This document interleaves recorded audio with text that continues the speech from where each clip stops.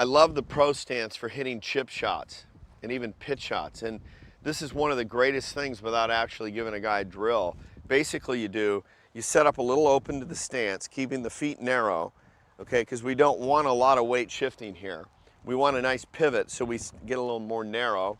And then the next thing is I want most of my weight smashing down on the pro stance on my left side.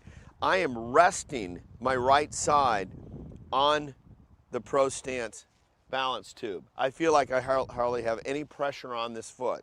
So then when I chip, I go back and I pivot, and now I release the right side and I come right off of it. But the beauty is really the key is the setup. Most people never set up to it right in the chip.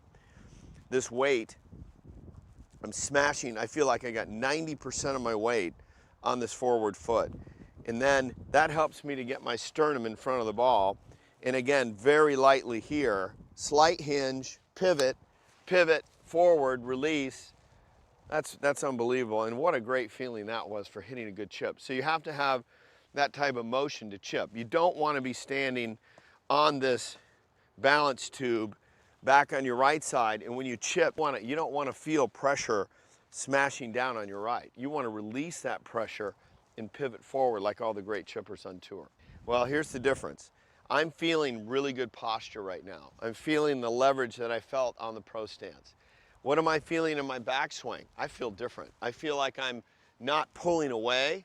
I don't feel like I'm pulling away at any time. I feel like I'm leveraging my body against the ground back, coming through.